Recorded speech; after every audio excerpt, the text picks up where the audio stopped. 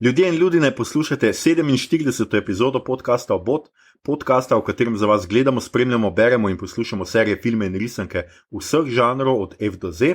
Obot, o blagoslovljeni, omniprezentni demiurgi smo, tako kot vedno, Mito Gegić, Servus, Igor Harp in moja malenkost Aljoša Harlamov. 47. epizoda je že četrti special iz karantene. Kot že rečeno, to so izredne epizode za izredne razmere. Znova smo se povezali preko spleta, naravnost iz naših domov, pozno po noči, ker je Mito moral dati mačke spat, in tako kot zmeraj se vnaprej opravičujemo, če naša komunikacija morda ne bo tako spontana in naravna kot je, ko snemamo v Kinu Bežigrad. Ima pa tako snemanje tudi pozitivne posledice. Meni je zelo všeč, da morata Mito in Igor dvigniti roki, da jo pustim do besede. Tako kot slovenska vlada, sem v izrednih izmerah pač opijanjen z močjo.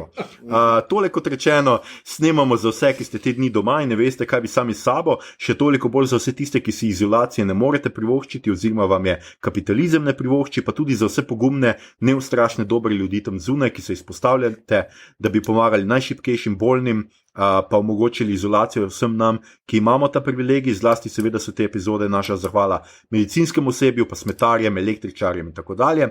Hvala vam, tega ne bomo in ne smemo pozabiti. V zapiske bomo, kot že zadnji dve epizodi, prilepili dve povezavi, kjer lahko pomagate najprej družinam, ki so se v teh časih brez vsakega prihodka znašle v stiski. Račun je odprla organizacija Petka za nasmeh, ki jo je dobro podpreti že tako ali tako, ter Inštitut 8. marec, ki je odlična organizacija za vse feministe in feministke. Če ste v teh dneh osamljeni, se lahko naročite tudi na njihovo tako imenovano pismo. Če ste že naročeni, ste najbrž opazili, da so danes priporočali za poslušanje tudi en zelo dober podcast. Seveda se Inštitutu 8. marec za ta medklic zahvaljujemo. Skratka, to je ena povezava, druga povezava pa vam bomo dali, kjer lahko nakažete društvu Kralji ulice. Tudi brezdomci so seveda zdaj v teh časih ostali še bolj brez vsega in prav je, da jim pomagamo. Skratka, hvala vam, če pomagate in nikakor ne verjemite Mercatorju, najboljši sosedje ste lahko še vedno samo vi. Zdaj pa k epizodi. Tema tokratne epizode so, glede na dogajanje v slovenski politiki, kulti. Filmi o skrivnostnih, skrivnih verskih ločinah in združbah. Brez skrbi, pojasnili vam bomo, kaj kulti sploh so, in govorili bomo o različnih kultih, ker želimo biti multikulti. Vsak od nas je potem izbral en film o kultih, in ker se trudimo, da bi ukrotili časovno dimenzijo tega podcasta, ki se je malo razrastla v zadnjih epizodah, in bi radi naredili epizodo, ki ne bi bila daljša od ure in pol, tam nekje ciljamo, vam bomo pa vseeno še navrgli cel kup drugih filmov o kultih, ki jih ne bomo natančneje obravnavali, pa standardna rubrika, kaj gledamo, beremo, poslušamo, bo tudi polna dobrih vsebin, tako kot zmeraj. Preden se tega lotimo, še standardno opozorilo, tudi tale epizoda bo gotovo vsebovala kvarnike, se bomo trudili, da jih bo čim manj, da vas navdušimo za ogled teh filmov, ampak gotovo bodo. Takšni pa smo, pokvarjeni, ne da se pomagati. Če bi se jim radi povsem izognili, imate spodaj navedene naslove, ki jih obravnavamo, poglejte jih in prisluhnite epizodi, ko vam to uspe. Do takrat pa poslušajte kaj drugega. Morda tišino, ki je v teh dneh zajela svet, ptičke, ki se znova pogumneje oglašajo, vse večji divini, ki vlada tam zunaj, ali pa kakšno od naših prejšnjih epizod. Tam ni tišine, ni ptičkov, je pa divjina žanrskega filma in serije in knjige in risanke. Zdaj pa prosim, maestro, odreši poslušalce moje poezije.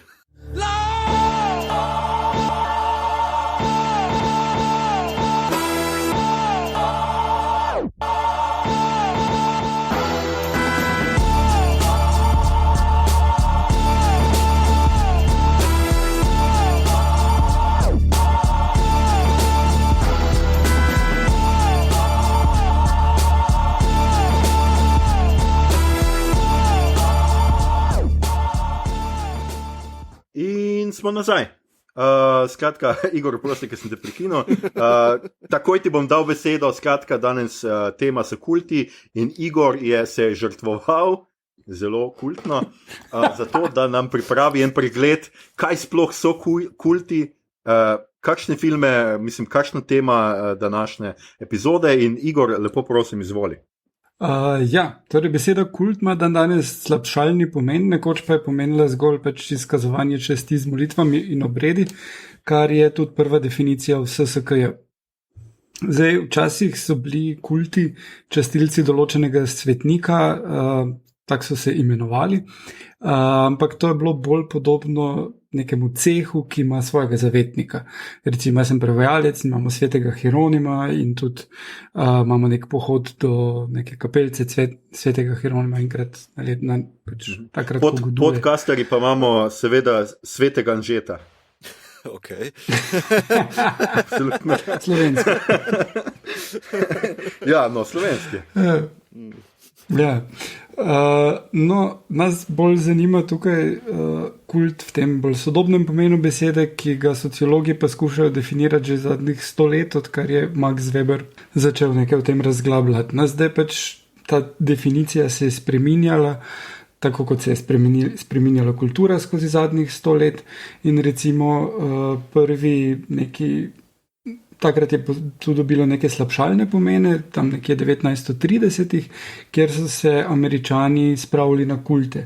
Dejansko je to pomenilo, da so se njihove cerkve spravile na določene cerkvene ločine in nove religije, ki jim pač niso bili kul. Pol kasneje v 70-ih so imeli pa nov lov na kulte, kjer so se pa spravili sekularni predstavniki na kulte. Ampak zdaj tak nekako čez palec kult pomeni skupino ljudi, ki jih združuje neka verska oziroma spiritualna vez in so zaradi posebnih običajev oziroma ritualov ločeni od širše družbe, pa imajo karizmatičnega voditelja. Eni se hočejo držati zase, drugi novačijo nove člane. Razlika med kultom pa religijo, ki ji te definicije tudi ustrezajo, pa je pri novejših verstvih malo zamegljena, recimo pri scientologiji pa cerkvi Jezusa Kristusa poslednjih dni, ki je znana tudi kot mormoni. Zdaj, dostkrat se scientologija imenuje kult, oni sami se ne. Ljudje, ki so se rešili tam, pravijo, da je to kult. Ljudje, ki uživajo v tej religiji, kot je Tom Cruise, pravijo, da to ni kult, ampak kakorkoli. Vsekakor pa so novejše religije postavljene pod drobnogled zaradi drugačnosti.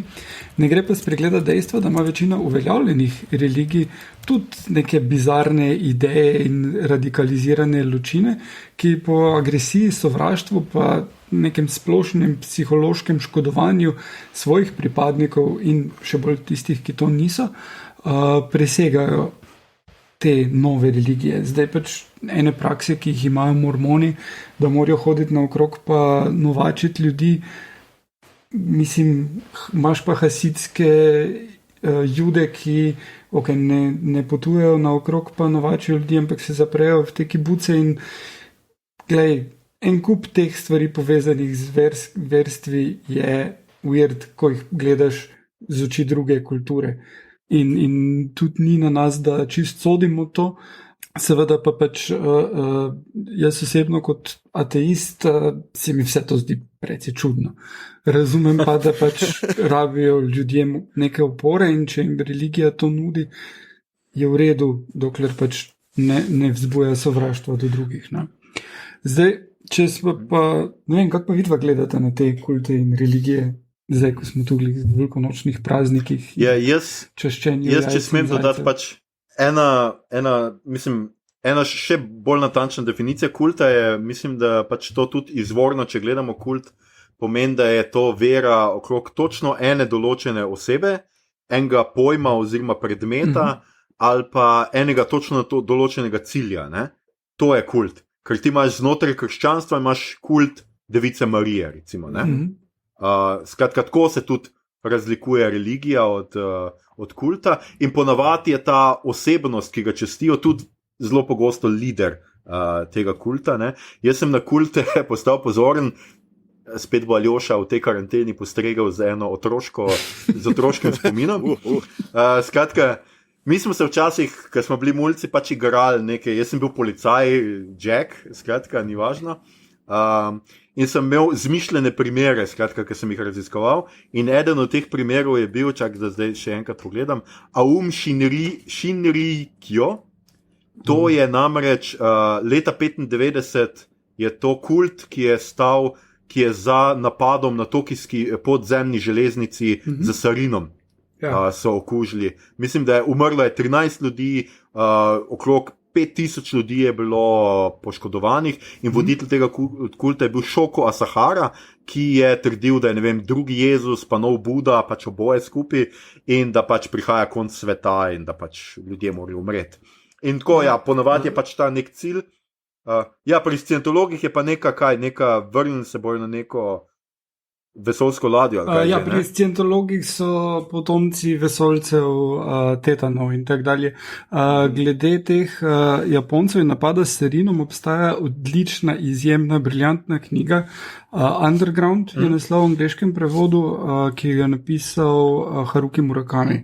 Zelo tanka knjiga in izjemno pretresljiva. On je šel do preživelih in je naredil intervjuje z njimi, prav njihova perspektiva, kaj se je zgodilo, kako so prišli skozi to in da izjemen pogled v posledice tega dejanja in ljudi, ki so pri tem trpeli in hkrati tudi, kaj je ta kult želel narediti in kako je to zblojeno, kako je to narobe in kako to nikamor ne vodi. Ampak zelo dobra knjiga.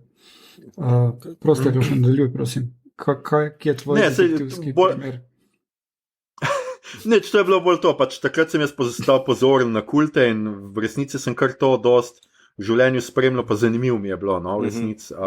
In pač danes pomeni kult neko zelo zaprto združbo, pač religijo, v katero ne more kar vsak stopiti, ne, ponavadi je neka vrsta iniciacije, da prideš noter in da pač zveš pač te.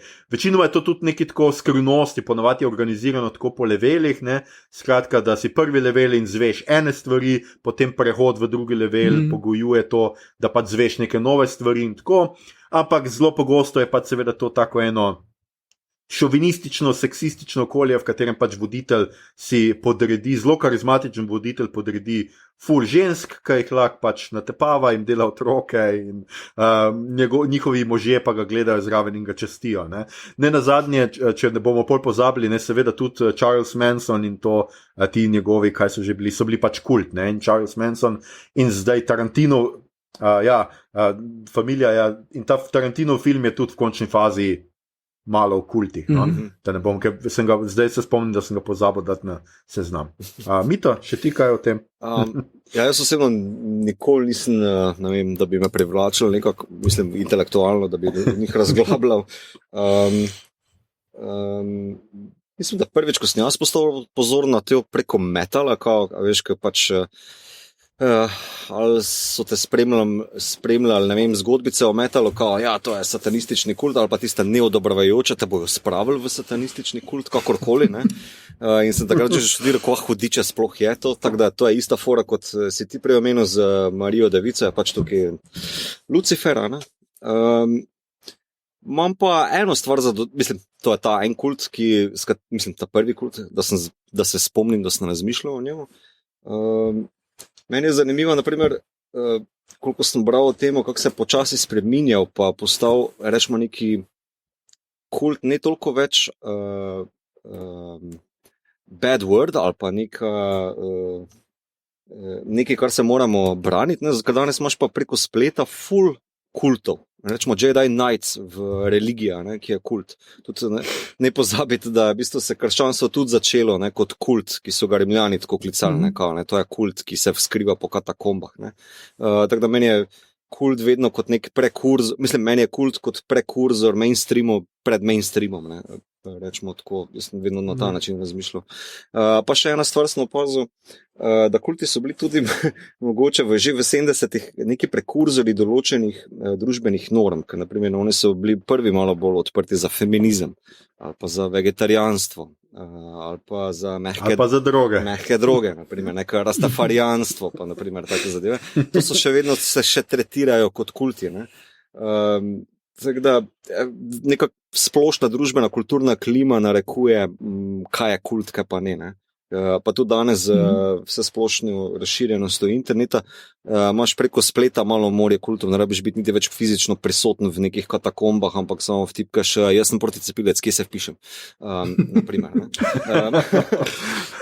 Načeloma te stvari delujejo malo drugače, tako najdeš neko informacijo in potem te pač Google vodi do vedno bolj ekstremnih zadev, tako ono, pač prideš od tega.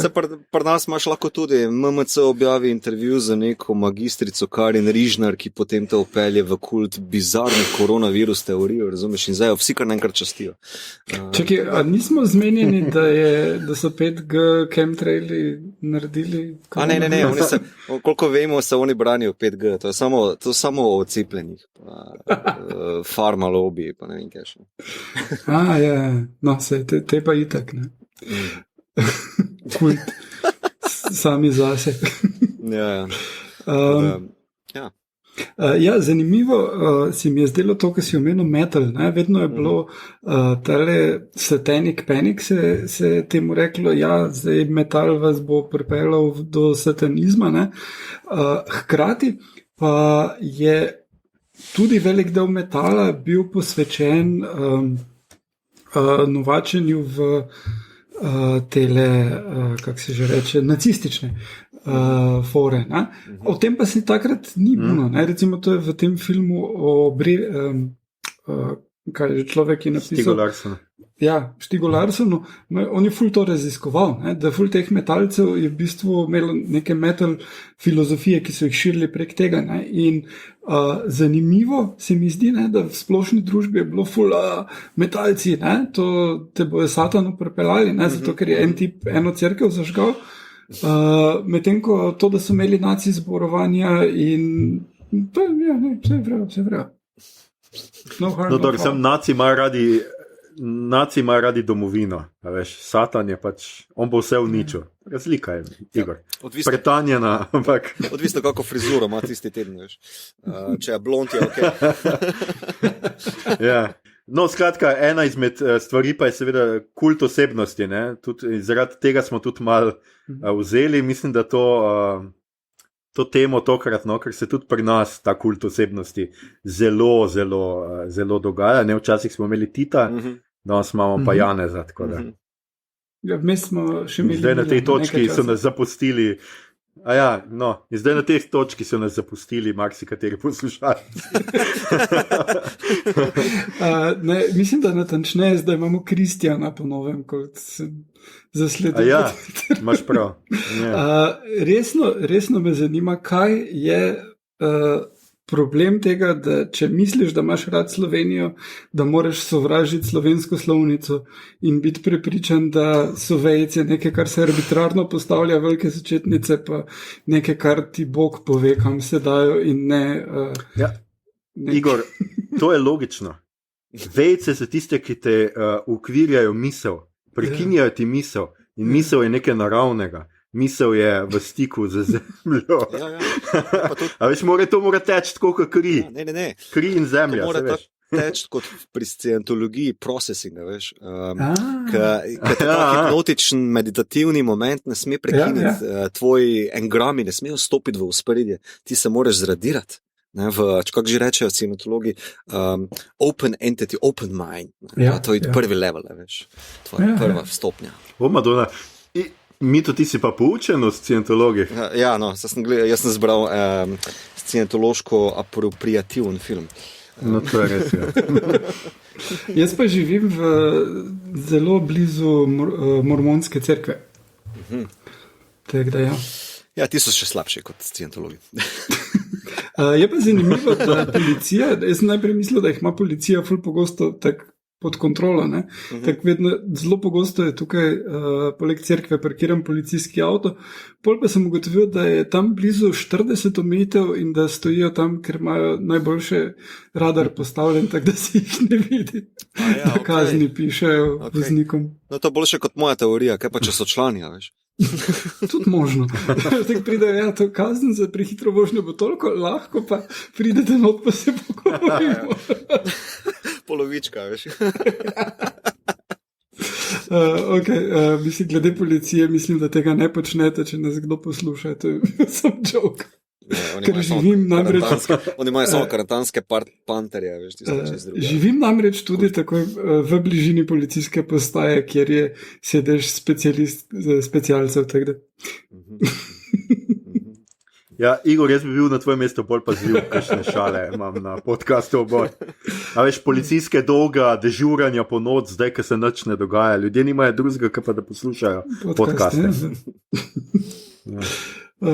No, skratka, nekaj o kultih smo povedali, pa mislim, da natančneje lahko itak skozi še filme. Igor, ti še imaš nekaj? Ja, v grozljivkah so kulti običajno satanistične sorte, prikazani pa imajo neko dejansko vez z onostranstvom, ne vem, Rosemary's Baby do, kaj je bilo tisto, Hereditary in ne vem, kaj še vse, v glavnem ponavadi je to to. Kaj? Midsommar nimajo dejanske veze z... Ja, meni se pa zdel, da je to taki veneristični pomladni kult poganstva. Ja, to je, ampak ni se manifestiralo to, hoče Igor reči. Okay. Ta neznana sila. Okay. No, to pa je druga sorta, bolj pa so tele, Midsommar pa Wicker Man. Folk horror. Folk horror, ki imajo neke rituale, ki jih obujajo, ampak ni dejansko vezano z satanom. Potem pa imaš še serijo filmov o kultih, ki prikazujejo te neke samomorilske seksualne kulte ali pa neke variacijo na Mansona ali pa ti si prej enega omenil.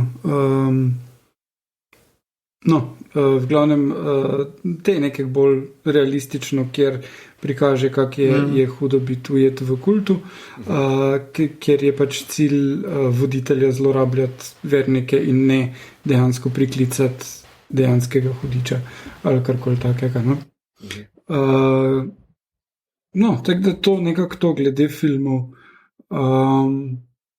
Bi me pa zanimalo, še predn se lotimo vsak svojega filma, kaj menite, da v tem zadnjem času spodbuja te politične kulte, od Filipinov do Brazilije, Madžarske, Rusije, ZDA imamo te močne voditelje, ki jih ljudje častijo, pri Putinu je tega ogromno, tale filipinski predsednik poziva ljudi naj pobijajo drug dealerje in tak dalje, to so zelo...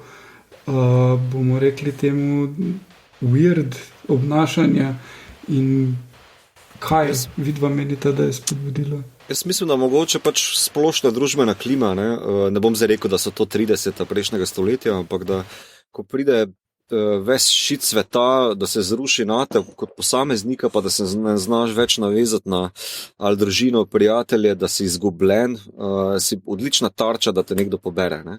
Ali namensko, ali pa se sam zatečeš v neke oblike bolj obskurnih ideologij, ali pa nasilnih, ali pa nekaj, kar ti daje določen smisel. Ne? In se mi zdi, da tukaj populisti predvsem dobro znajo izkoriščati to vrstne tegobe, ali pa sodobni kulti, kot naprimer v Južni Koreji, ne vem, kako se reče, kultus na pozabo, ampak ko je vsekal koronavirus pri njim, so šli namenoma okuževati folk, ne? So imeli kar problem zaradi nekega krščanskega kulta, oni imajo neko mešanico čudno. Tako da meni se zdi, da pač ta neka okoliščina pogojuje, pa pravi posameznik mora biti na pravem mestu za pravo tegobo, da ga kult potem pobere. Ja, ampak zdaj imamo povsod v številnih državah, po celem svetu, posameznike, ki so prav na tej osnovi. Ne, ampak aj res? Ja. Imamo blaginje več, kot smo jo kadarkoli imeli, začenjamo se zavedati problemov, ki jih povzročamo in jih probamo razrešiti. Zakaj ta nenaden odklon v to, da dajmo probati reči s kultom, tako pač Nemčija v 30-ih? Mislim, kako ne temu rečem, član kulta, da se nikoli ne rekel, jaz sem v kultu. Ne? Absolutno, da ne, ampak zakaj bi se ljudje odločili pridružiti kultu? Ja, ker nimajo cele slike, veš, meni se zdi, da, ne vem, 5-20% Twitterja razloži, oziroma koliko pač posto Twitterja razloži, da pač vse je ok na naši lepi modri obli, ker pač oni bojo trdili, da je ravno kontra, da je vse udba, da je vse gnilo, da je vse za nič, da je deep state, da ne vem, kaj je levo desni in oni nucajo od rešitla, ne? Ki bo spucal te gobe, ki mene tarejo dol, ne vem. Jaz se tako predstavljam, da ta mindset danes deluje, ne? Ja. Tudi kompleksen svet je, ne? Vedno bolj kompleksen svet je v resnici in globalizacija, a veš, ni toliko neumno, oziroma nenavadno, da se je recimo v 30-ih razpaslo pač ti kulti, kakorkoli, ne, v 30-ih prejšnjega stoletja, ker je recimo časopis takrat res začel, dobro 100 let je imel in je res prinašal tako vsak dan novice iz celega sveta in so se ljudje nenadoma zavedli, da pač sveta se ne da kontrolirati in danes imamo internet in nekaj podobnega in ljudje v resnici tako, kot mi to rekel, jaz mislim, da iščejo razlago, ne, pač kot ateist bi jaz tudi zelo najraje zapadel temu, ja, v vladi je nekdo, ki ve. Zelo iščemo nekoga, ki ve, iščemo neko razlago, po kateri bi obstajala neka namera, da se to dogaja z nekim namenom. Ker se je, mislim, da najtežje sprijazniti, čeprav se je nujno, jaz mislim, da sprijazniti s tem, da v resnici ni nobene namere. Če ste gledali, kaj je že on film, Kocka, The Cube, ne? The Cube je meni super film, kar se tega tiče, ne? Ker se izkaže, da na koncu nekdo je projektiral, nekdo je nekaj naredil, ful je bil neki birokratski aparat, zadaj pa ni nobenega, ki je to v resnici premislil, pa to za nalašč naredil. Sem kar neka čudna in jaz mislim, da je to, pač preprosto se mi zdi, da je to tako, pa tudi ne bi se toliko strinjal, no, da je posod blaginja. Jaz mislim, da je trenutno, ja, en srednji sloj ima na razpolago dosti več stvari, kot je imel kadarkoli, bogati imajo ful bogatstvo, ampak so pa cele množice zelo revnih in tudi ta koronavirus, jaz se bojim, da bo še več revnih pridelal, ker je to pač, eni ljudje so samo eno krizo oddaljeni od tega, da so spet na tleh, ne? Mita? Ja. To bi še dodal, da v bistvu kljub vsej te tehnologiji, ki nas danes povezuje, naprej, mi smo zapovezani preko Skypa, pa, ne, veš, tudi ta tehnologija še dodatno poglablja neko določeno osamljenost, pa še v teh časih toliko bolj. Povrhu pa bi se navezal na tisto, kar si rekel, ne, v bistvu, mi smo evolucijsko še vedno živali, primati, ki smo pred 2 milijonoma leta se splazili dol z drevesa. Ne? In naše oči pa naš možgan lahko ful procesira, ne more pa vsega. In prav lukne v našem razumevanju mi radi zafilamo z nečim, kar normalen možgan mogoče čisto ok sprocesira. Reče, tle je to. In naprimer, ene študije obstajajo, da pač pri religioznih ljudeh ali pa ljudeh, ki so bolj nagnjeni k avtoritativnim likom pa tako naprej, filajo te manjke v razumevanju sveta z določenimi liki. Medtem ko mi, dobro, za mi je zelo v narekovajih, ne, pa znamo to zafilati, ne vem, z ali manjkom, se ne ukvarjaš niti s tem, ali pa z neko drugo racionalno razlago, da jo poiščeš, pa notre zafilaš z ničim ne tako grozečim. Ne. Ampak to je vse evolucijsko pogojeno. Ne. Jaz takim ljudem, ki naprimer zdaj prej sem omenil anti-vaxxerje, ne, ki manjko v razumevanju vedno nafilajo z neko zaroto. A veš, z nečim, kar mu lažje razloži konstrukcijo sveta. Ne?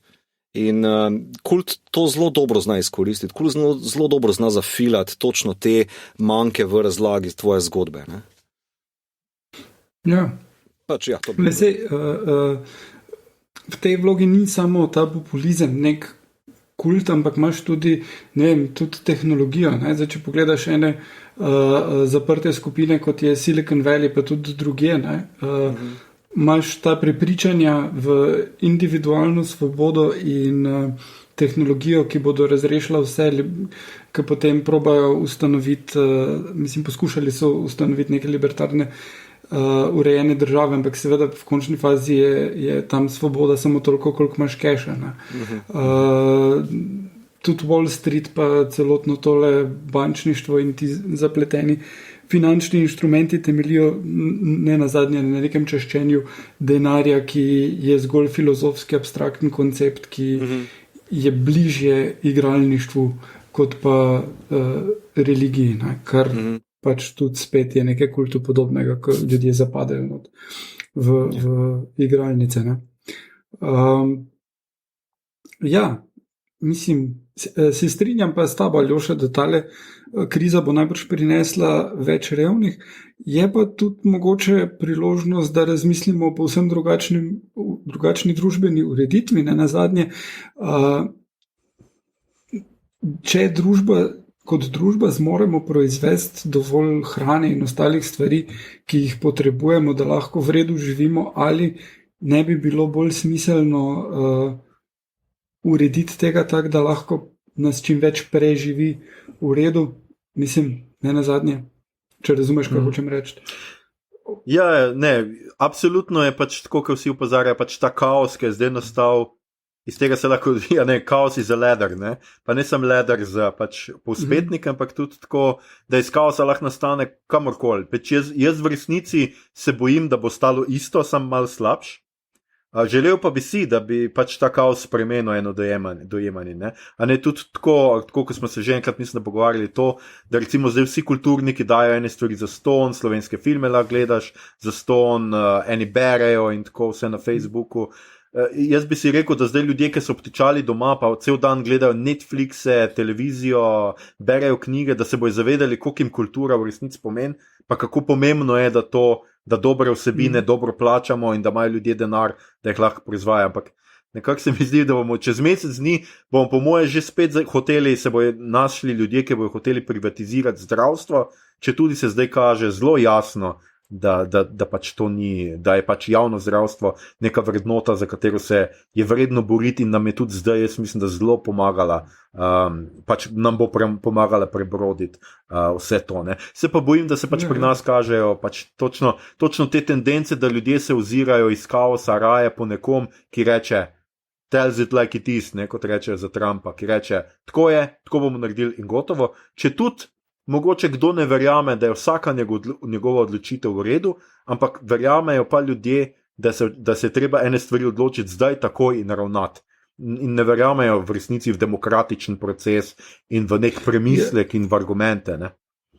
Ja, no, mislim, še večji problem je sploh pri Trumpu, recimo, ne, da konstantno spreminja svojo zgodbo, spreminja resnico, laže in vse to. Ne. Mislim, to je pa neko osnovno dejanje, ki ga ne bi smeli sprejemati ljudje. Ne. Mislim, ne moramo voditeljev, ki lažejo. Veš, kako je nekonsistenca je prvo pravilo, ker rabi vsaka religija, rabi nekonsistenco. Ideologija, to bo Žižek povedal, ne? Ideologija deluje ravno zaradi razpok. Ne? Se pri nas je isto, ne? Govoriti zdaj ostanite doma, po drugi strani pa gledamo gradbeni delavci, tudi iz drugih republik, bivše juge, pa pri nas normalno delajo, pa se noben ne vpraša. Ne? Nas totalno nadzorujejo, ne smemo ven, ne bi smeli ven niti na sprehod, tam pa nekateri ljudje komot se vozijo na delo, pa delajo stvari. Zdaj sem slišal, da bo odprli spet tovarno, ne vem, poletnih prikolickih. Jaz mislim, da letos res noben ne rab, ne? In take stvari. Tako da so nekonsistentnosti, ki morajo biti preprosto iz tega razloga, da ljudje zapustijo racijo, zapustijo argumente in pač verjamejo. Zato jaz se bojim, da mito je danes toliko zapravo dan, ki se prepiro z anticepilci, ker to so ljudje, ki verjamejo, da je nekaj narobe. Verjamejo v teorijo zaradi, a veš, v končni fazi, če pogledaš Hitlerja, pa poslušaš, kaj je govoril, on je promoviral visokega blond arica, sam je bil pa mehen, temnolas, nikakav ded. Mislim, to je absolutno smešno. Ja. Ja, nič ni tako smešnega kot propadli slikar, veš.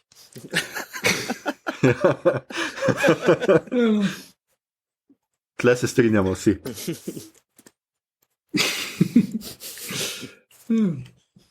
Kaj, povemo še kako o filmih? Ajmo. Demo. Aljoša, boš danes začel? Jaz sem v bistvu tako naredil, da Mito začne, a jaz začnem. Komot lahko. Mito, pa naj Mito začne. Okay. Komot. Če kdo za kaj, gremo na kamen. Ok, Mito. Ne, kar ti zdaj mislim, da sem jaz dosti govoril, pa Igor dosti, zdaj se ti razgovor malo. Jaz sem zbral film The Master, oziroma Gospodar po slovensko od Paula Andersona, oziroma PTA. Paul Thomas Anderson. Paul Thomas Anderson, hvala. V glavni vlogi z Joaquin Phoenixom in Philip Seymour Hoffmanom, v stranskih vlogah pa Amy Adams in Laura Dern. Film je zgodba, film je ljubezenska zgodba med Freddyjem, ki ga igra Joaquin, in The Master oziroma Dan, ki ga igra Philip Seymour Hoffman. Zdaj, ko rečem ljubezenska zgodba, to je zelo pogojno. Pač ves film je o njunem razmerju. Hoffman igra tega The Masterja, ki je vodja kulta, ki ga je Anderson osnoval na podlagi lika L. Ron Hubbarda, torej ustanovitelja scientologije, in se predvsem nanaša na zgodnjo fazo scientologije, ki se je imenovala Dietetika. To je njegova prva knjiga. Freddy je pa lik, ki se je ravno kar vrnil iz vojne, potrt, izgubljen, alkoholik, spolno frustriran, nekako živi kot neka napol žival, ker je zelo popadljive jeze, ne zna se kontrolirati v družbi, nebrzdan, in ko se znajde na ladji The Masterja, ga vzame on pod svoje okrilje, da bi ga seveda spreobrnil pa nekako civiliziral. Imata pa par skupnih točk, torej ljubezen do seksa, ljubezen do alkohola, pa drug v drugemu vidite neko določeno afiniteto do nekonformiranosti, do neke določene primarne živalskosti. The Master pri Freddyju ful spoštuje, da je sproščen in da se ne omejuje na neke družbene norme, medtem ko Freddy v njemu vidi pač lik, kateremu se lahko zgleduje kot neko močno avtoritativno figuro. Tudi njun odnos je skozi film spostavljen, torej The Master oziroma Dan Freddyja non-stop kliče boy, non-stop so neke pomanjševalnice, boy, little man, vedno ta odnos že tako izpostavljen preko dialoga. Medtem ko Freddy se pa obnaša kot pes do njega, je zaščitniški, ga obrani pred nasiljem, se gre po čisti lojalni liniji v bistvu maščevati na nekim kritikom. Mislim, da 1/3 filma v bistvu gledamo, torej ta njun odnos, kako se gradi, se pa pol zruši, ko se izkaže, da ta The Master, šarlatan, da si izmišljuje ves ta shit, tako kot tudi N. Ron Hubbard, ki je v drugi knjigi potem seveda nakrcal neke alienske fore in tako naprej. Tudi v tem filmu se potem pojavlja, mi se gremo tle, da raziskujemo spomine, ki so v bistvu prejšnje življenje, ker vaše vse travme izvirajo iz prejšnjih življenj in na koncu potem ene milijardne pogodbi, ki jo podpišete z našim kultom, boste vsi svobodni in srečni in bla bla bla. Skratka, skoraj da copy-paste teh scientoloških zadev. No, Freddy se upre, ko se ta fantazma velikega vodje zruši v prah. In Freddy takrat, mislim, da Freddy se vrne k svoji osnovni spolni frustraciji, k dekletu, ki ga ni mogel imeti, ampak tudi to dekle ga je zapustilo, oziroma zapustilo je to mesto, v katerem je bival prej. Tako da na koncu se on vrne na začetek, tudi film se vrne na začetek, on pristane na isti plaži, kjer se film začne. In je malo, film te malo frustrira, ker si nekako prepuščen temu, kaj sem zdaj sploh gledal, a se je tu sploh kaj zgodilo, a je Freddy imel kakšno rast, ali ni imel rasti, in kar zahteva ali pa kliče še po nekem dodatnem branju ali pa gledanju ponovnem in tako naprej, ker noter je odlična fotografija. Zdaj mi je zletelo ime romunskega fotografa, vem pa, da je snemal Zajca Jojota, pa to je tudi film, ki je prvič po Kenneth Branatovem Hamletu leta 1996 v celoti bil posnet na 70 mm in je malo zadolžen za revival širokoformatnega filma. Pa Johnny Greenwood je znova sodeloval po There Will Be Blood z Andersonom in je dodal odlično zvočno glasbeno podlago za vse te določene Freddyjeve napetosti, predvsem z določenimi aritmijami in sinkopatijami. Tako da to bi bila neka hitra obnova, je pa mogoče ta film, zakaj je kult? Ker komod bi se zdaj pogovarjal o teh nekih surogatnih razmerjih pa ljubezenskem odnosu. Ta film se gre v kultu, ker je pač res dobesedna preslikava, skoraj da dobesedna preslikava zgodne scientologije in noter imaš prav jasne prizore, ki so copy-pasteni iz tega kulta. Torej, scientologija ima ta proces, ki sem ga že omenil in se imenuje auditing, ker tam je auditor, ki člana kulta intervjuja. Zdaj v filmu temu rečejo informal processing. In je ful lepa lušna scena med Freddyjem in Masterjem, kjer se preko meditativnega stanja, torej monotonega glasu, ki ponavlja ene in ista vprašanja, kako ti je ime, kako ti je ime, kako ti je ime, a se kdaj lažeš, a si kdaj seksal s kom v svoji družini. Naprimer, se preko enih 100 ali 200 vprašanjih ta scena izkaže kot čisti isti šit, ki ga scientologija prodaja. Zdaj, to ni zgolj neki pseudoznanstveni, psihoanalitični pristop, je več, je tudi hipnotičen način, kako v bistvu vzpostavljati avtoriteto nad nekom. Ko ti ponavljaš tako dolgo in ga pripravljaš do nekega, ne vem, rečemo temu, minornega psihološkega razkritja neke določene travme, ker to se lahko zgodi v takšnih zadevah, ker v bistvu, ne vem, tebi se nekaj odklene in večina teh članov potem pristane v kultu, glede zato, ker jaz se boljše počutim, meni se nekaj odklenil, kljub temu, da je v bistvu, ker ima efekt, ima kognitiven efekt, ne, ta način zasliševanja, ampak tu se inštalira malo morje drugih zadev, predvsem ta spoštovanje do kulta, pa do lika velikega vodja in tako naprej. Film potem, torej to je osnovna zadeva, ki jo film izpostavi, ne, ta informal processing / auditing, ki ga scientologija fura. Pol so pa prikazani tukaj v bistvu rečemo te neki ilustrativni elementi scientološkega kulta, torej izogibanje davkov, vedno so na ladji, ki je tudi L. Ron Hubbard je imel ladjo. Rečemo ključna scena v filmu je tudi copy-paste iz Hubbardovega življenja, kjer je imel nesrečo z motorjem v puščavi.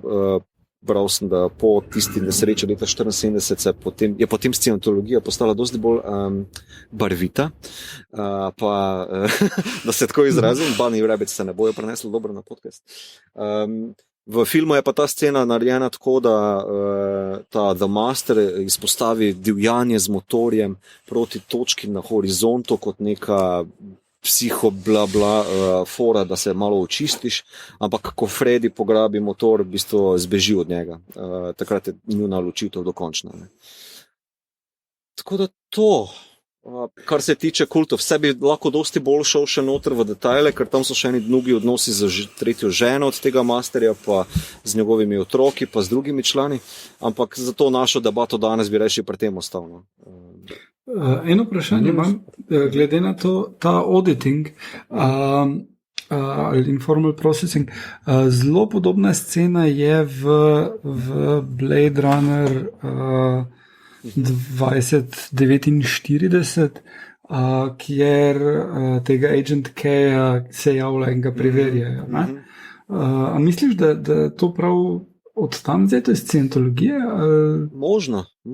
Mislim, zelo zanimiva debata bi bila okrog tega, ali pa vse primerjava, čeprav nastavki so v bistvu diametralno nasprotni, ker pri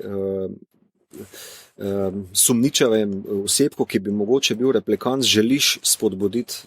Ne, tam je vsekakor replikant, samo gre se za preverjanje delovanja tega replikanta. Ja, ampak tudi v originalu, Blade Runner iz leta 82 je Deckard rekel, da v bistvu tale Void Kompov test želi spodbuditi oziroma registrirati emocionalni odziv, tako vemo, da si replikant.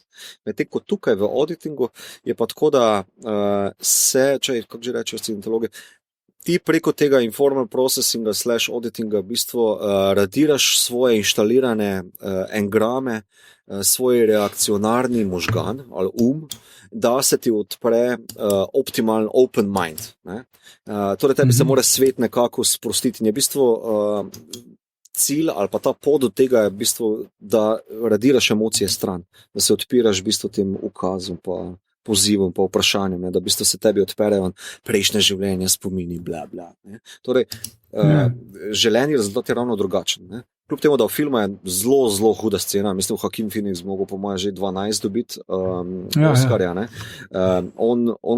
On ga prav malo pere, ne. Mu reče, Freddy, zdaj pa ne boš niti enkrat pomežiknil za očesom, drugače se vrnemo na začetek vseh vprašanj. In ga spravlja v bistvu tako daleč, da že malo popizdi, pol mu pa reče, zapri oči in začneta raziskovati nek določen spomin te Doristi, njegove primarne spolne frustracije. Ne? In po tistem se Freddy boljše počuti, ker ima odkleno nek shit. Ne? Tako da je glih malo drugače, kot pa ta. Je drugače pa blušna primerjava. Cool, ja. Ok. Mislim, jaz se moram strinjati, da je film res odličen in dober in nelagoden, kot mnogi Paul Thomas Anderson filmi. In mislim, da malo manjka akcije, mogoče.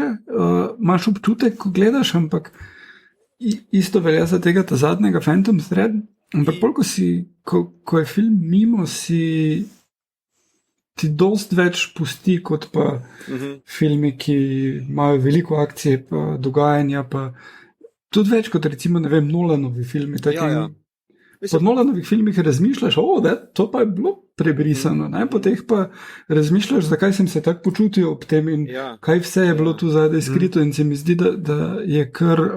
Mislim, moje gledanje lahko bi celega, mislim, zadnjih par filmov od Andersona rekel na ta način, da je ful dober art, torej takšna art, ki se rajši ukvarja z postavljanjem zelo dobrih, zanimivih vprašanj, kot pa iskanje odgovorov. Ker Nolan zdaj v primerjavi, vsega niti ne bi mogel primerjati, je bolj intelektualec v plotu, pa kako bomo zgodbo konstruirali, pa tak naprej. Medtem ko tukaj pa on dosti več časa preko dolgih tracking shotov, pa širokih kadrov, brez hudih rezov, pušča, da se utaplaš v te res hude igralske ustvaritve.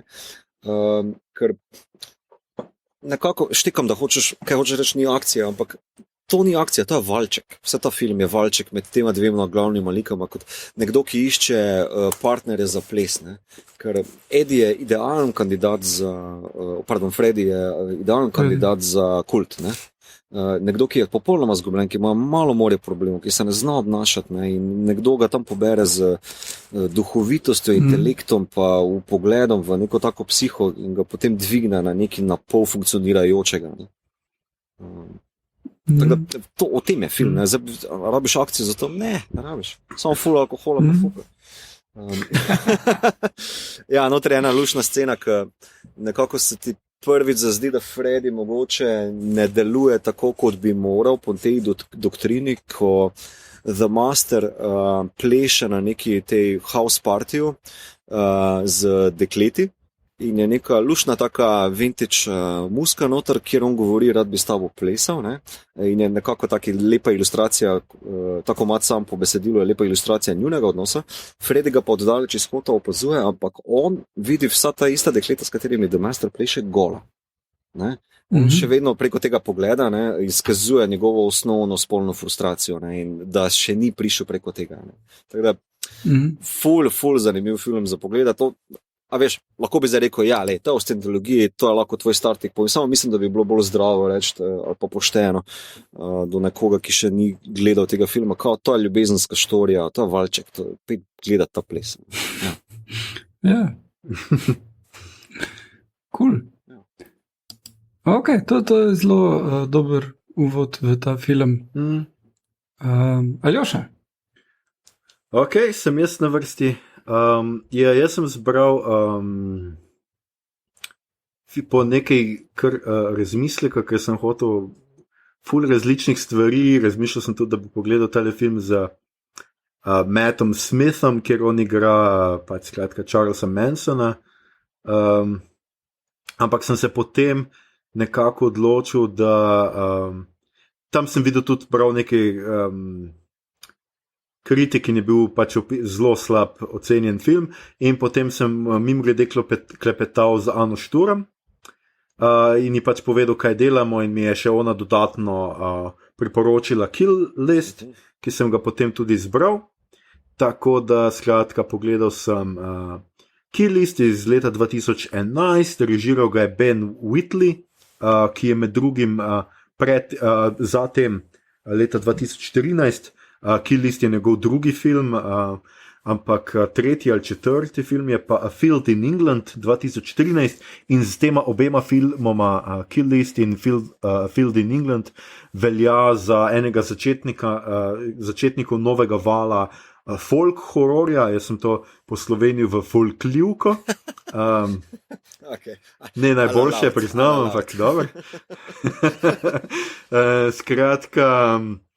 Skratka, nek horor, ki je začel svoje neke te grozljive elemente pobirati iz nekih iz neke folklore in vemo, Anglija ima, Britanija ima tega zelo veliko. V slovenščini je ta film bil v Kinodvoru predvajan kot spisek za odstrel za tiste, sicer pa je režiser mimogrede posnel še High Rise, ki ni folk horror, čeprav v njem igra Loki. ampak Antiutopija, posneta po romanu Ballarda iz 75. ki ga imamo pod naslovom Stolpnica in v prevodu Iztoka Osojnika o slovenščini prav letos, išel je pri Kut Police Dubove. Trenutno pa ima v predprodukciji še nadaljevanje Tomb Raiderja in novo ekranizacijo Rebeke. Skratka, velike čevlje se je spustil. V filmu igrajo Neil Maskell kot DJ, njega se v bistvu ne spomnim, z kakega filma tudi nikaj dosti igral. Drugače pa Michael Smiley, ki je igral v seriji Luther, je Gal, in pa Majana Burning, oziroma Njana Burning, kakorkoli se to pač izgovori, Švedinja, ki je igrala drugače v Reaper Street, nazadnje smo pa jo videli kot Tisajo de Vries iz Witcherja. Ona je Rejeva žena Shell. Zgodba je v resnici tako zanimiva. Skratka, ta Jay je nek poklicni, oziroma vrnil se poklicni morilec, skupaj z Shellom ima zmanjkuje denarja, od njegovega zadnjega joba je minilo, ne vem, pol leta ali koliko, in tam se je nekaj zgodilo. Nekaj, nikoli ne zvemo točno kaj, ampak nekaj je šlo narobe in od takrat je on čisto zafrustriran, pa že prej ni bil ravno najbolj, ker sta oba, tako Jay kot, kaj sem že rekel, Gal, sta oba veterana iz raznih teh puščavskih vojn, se pravi Afganistan in tako naprej, in sta malo emocionalno, vsaj on je malo emocionalno, Jay, skratka kot glavni junak je malo emocionalno prazen, in zato, ker ima seveda z ženo zmanjkuje denarja, se spet pridruži Galu na njegovem novem jobu, kjer dobita za odstrel, skratka seznam 3 ljudi, ki jih morata pobiti.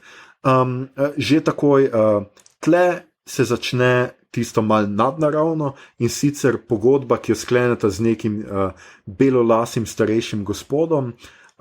On od Jaya zahteva, da podpiše s krvjo, oziroma da si zmeša ta kri. In pač zgleda perfuknjeno in neumno in ne vem kaj.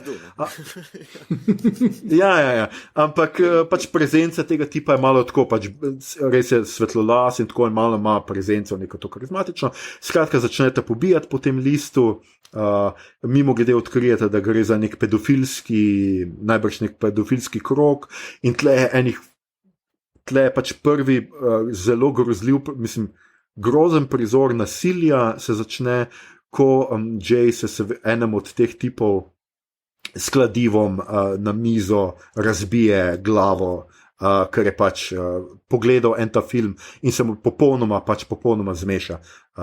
Pač on ima tudi hčerko, mogoče zato je tudi takoj poveže. Je pa že tle pač pri tem umoru, oziroma že pri prejšnjem umoru zanimivo, ker se ta duhovnik, ko ga pride v BDJ, se ga v resnici razveseli in se zelo nasmehne in se dejansko mu preda, da ga ustreli. In potem tudi druga žrtev to naredi in Jayo se začne malo mešati, potem mislim, da je že bilo predtem, zdaj sem že mogoče malo zamešal, pojedel je nekega zajca, za katerega je bil prepričan, da mu ga je mačka prinesla ubitega zajca in ga je pač naredil in ga pojedel, potem najde neke čudne simbole, ki mu visijo z vrat in tako naprej, do konca, kjer morate ubiti še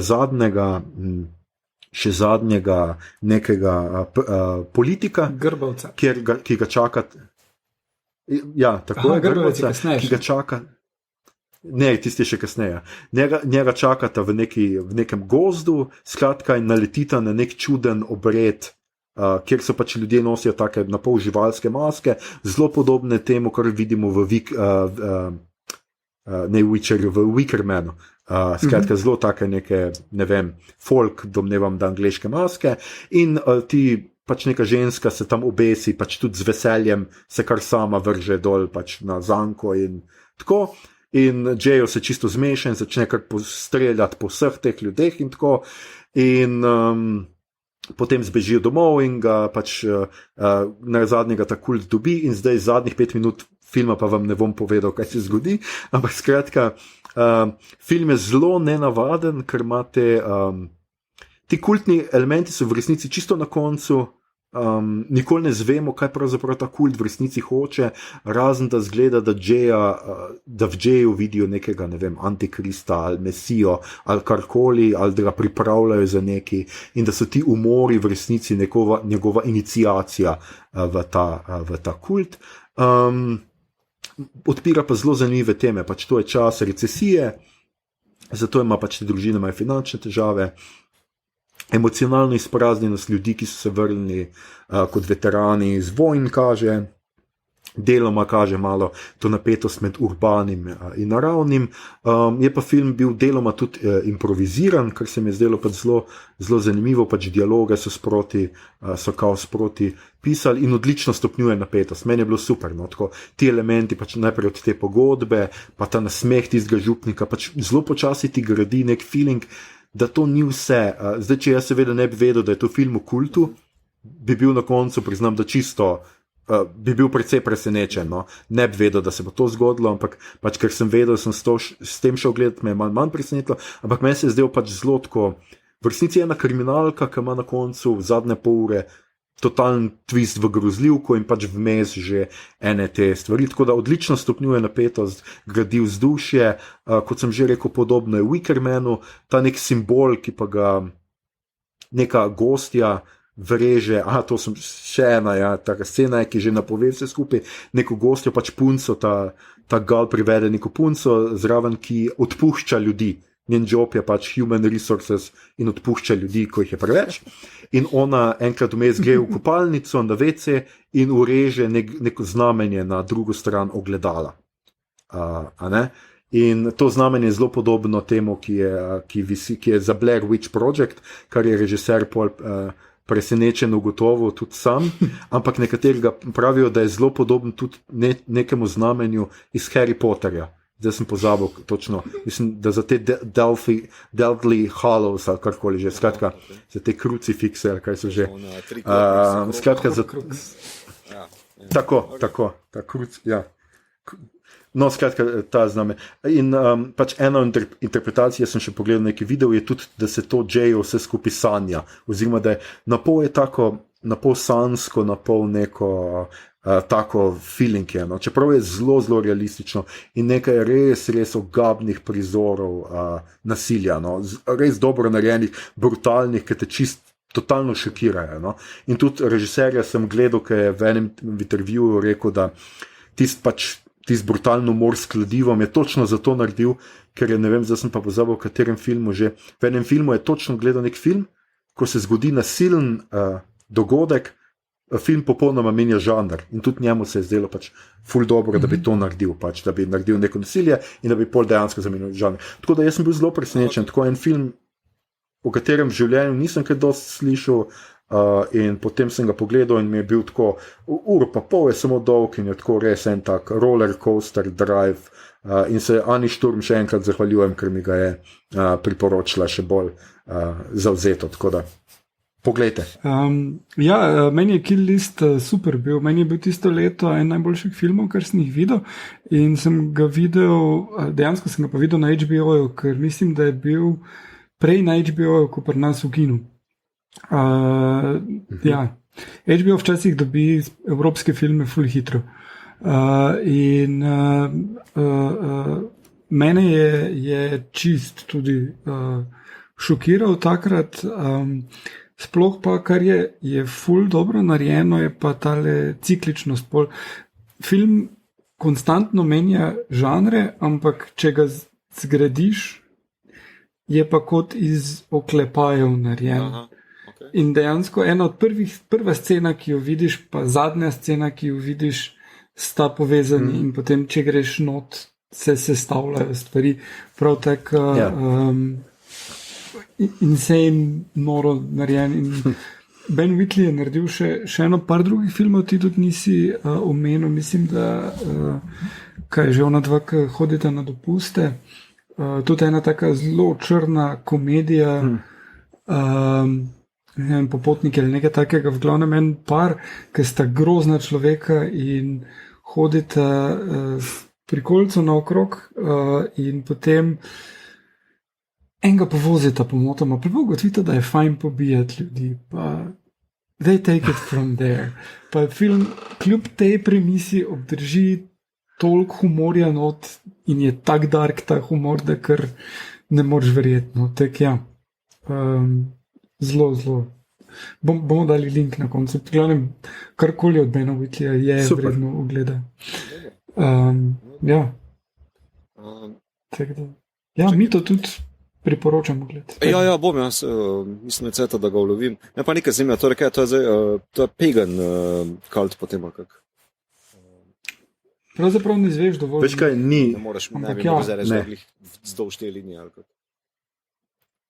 Death cult. Na pol malo deluje. Ja, death cult je bolj, no, tako nekak. Smrt je skratka vsekakor v del njihovega verjetja, pač neka sredica, tudi pač končni prizor, ki ga pač nočem povedati, ne, končna scena, pač kaj more Jay narediti za konec, je pač tudi tako pač neka povezana s smrtjo in vse to, tako da v resnici ni nič pojasnjeno na njih, to popolnoma nič, razen da nosijo te maske, ki so res zelo podobne. Jaz sem pol gledal fotke z Wickermana in so zelo podobne njim, ampak to zgleda, da je neka britanska pač fora. Ja. Okay. Zdaj, po tej razlagi o obnovi notnosiju naredil sem dobil zelo taki neki norveški gozni feeling. Ne vem zakaj. Ja, no, se večino časa je film dosti urban, vseeno, se dogaja v mestu. Ampak, ja, skandinavsko je tudi dosti blizu telekulti. Okay. Ja, jaz sem pa zbral enega najbolj reprezentativnih filmov o kultih, ki je po naključju iz istega leta kot Kill List in le eno leto pred Masterjem, tako da mi smo se osredotočili na kult filme 2011, 2012, to je to. Dobro leto za kulte, to je dobro leto. Ja. Tako da ja, Marcy May Marlene je film, ki je svetu predstavil Elizabeth Olsen. Do takrat smo vsi samo vedeli za dvojčici Olsen in pol tako, wow, še eno imajo. In wow, tale je že videla, ne le videla hrano, tudi jedla jo je kdaj in tudi igrati zna. Za razliko od onih dveh. Film pač temelji je o kultu, glavna junakinja je punca, ki na začetku pobegne iz kulta. In ta kult dost temelji na Mansonu in tem family. Ful je pač si avtor Sean Durkin izposodil enih teh osnovnih elementov od Mansonovega familyja. Imaš karizmatičnega vodjo, zgubljene lepe mlade fante in punce, ki so pač neki niso iz revnega okolja prišli, ampak pač nekako iščejo nek smisel v življenju in on jim ga da. In potem osnovna fora je, da pač lahko seksa s vsemi temi ženskami in vsem razlaga, kaj naj počnejo. Huda osnovna fora. Ja. Mislim, tako kot je prikazano to v filmu, ni nič kaj orgaistično, ampak je zelo, kot recimo je v Wickermanu, kjer vidiš ljudi, ki seksajo, ki uživajo v temu, ampak tukaj pa je rape. To je to. Ženske so zato da delajo kosilo, pol se moški najejo, se one umaknejo, medtem ko oni jejo, pol one pojejo njihove ostanke, pol se ležejo one v postlo, se jim da pijača, ki se jih zadrugira, se jih posili tiste, ki so izbrane. Glavnem, nič ni dobrega na tem kultu. Ja. Zdaj pa pač večina filma se pa dogaja, ko ona pobegne od tam in pokliče svojo sestro. Oni nekako ne pustijo čistiti, ampak ne naredijo vseeno neke scene. In potem pride njena sestra po njo in ona potem živi pri sestri v eni ogromni hiši, ker sestra je ful bogata.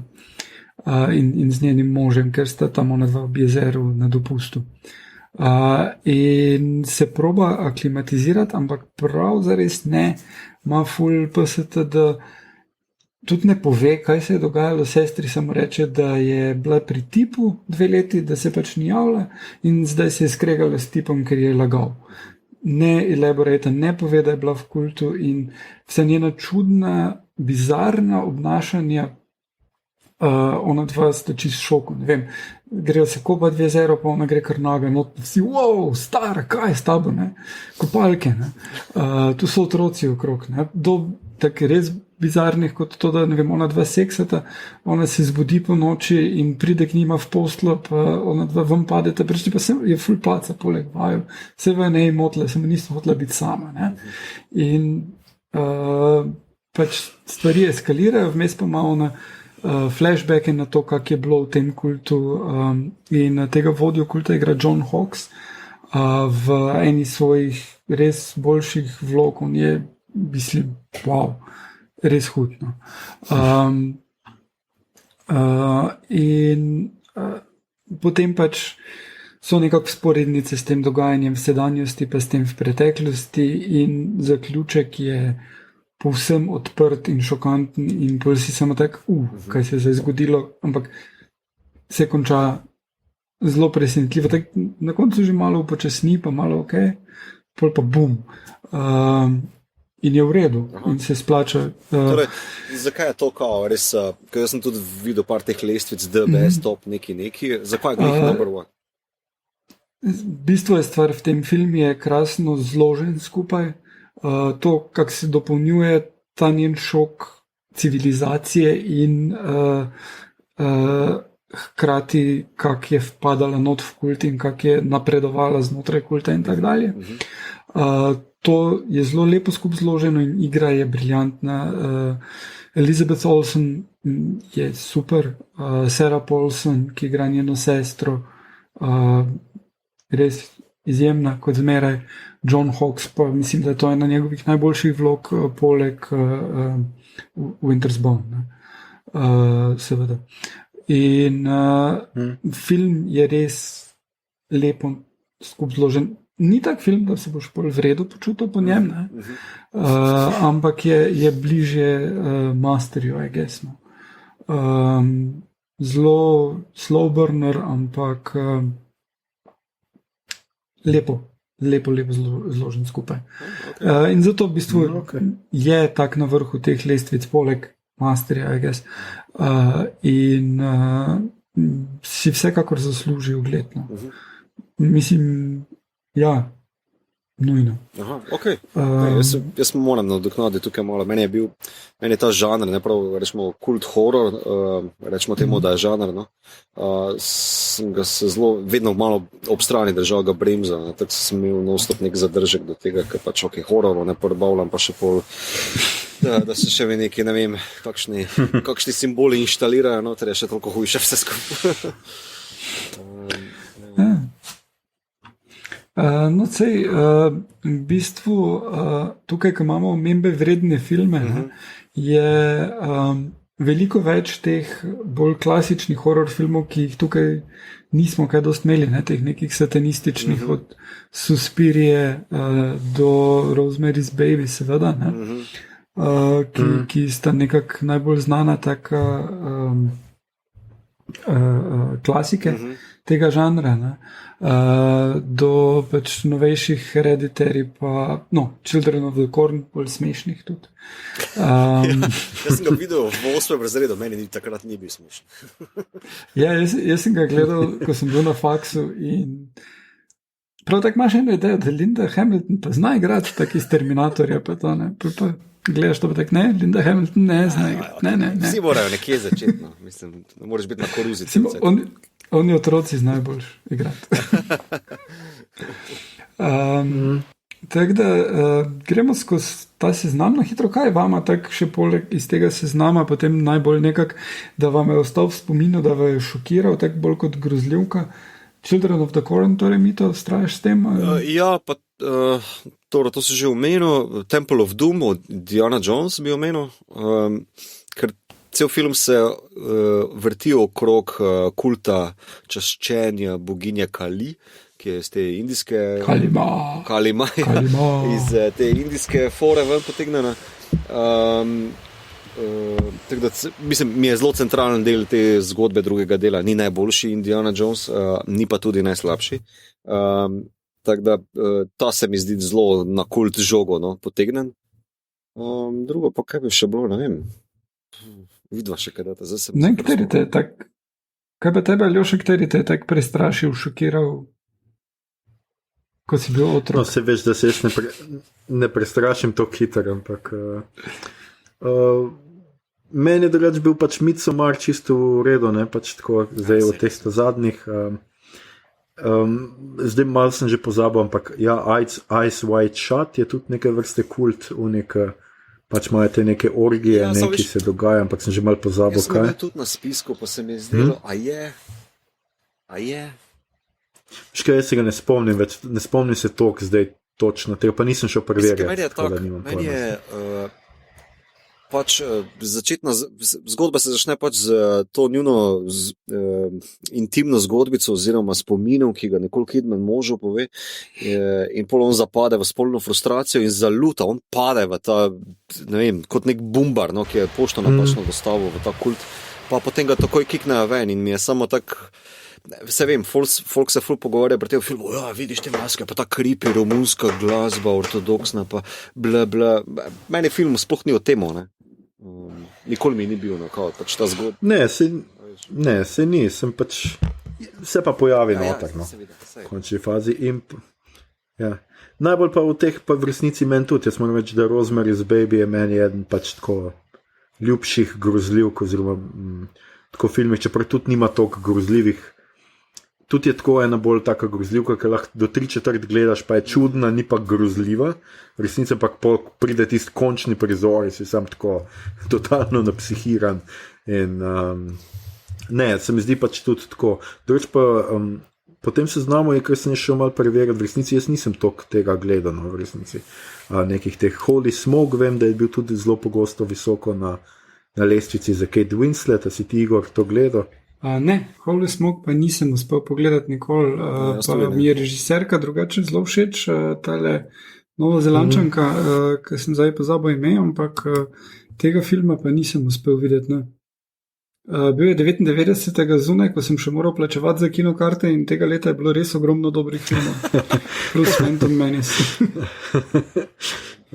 Si pa ti, Igor, verjetno gledal The Unbreakable Kimmy Schmidt. Ja, pogledal sem vse sezone Full Hood Fansem, odlična zadeva, ampak če še lahko Rosemary's Baby se malo vrnem, ne.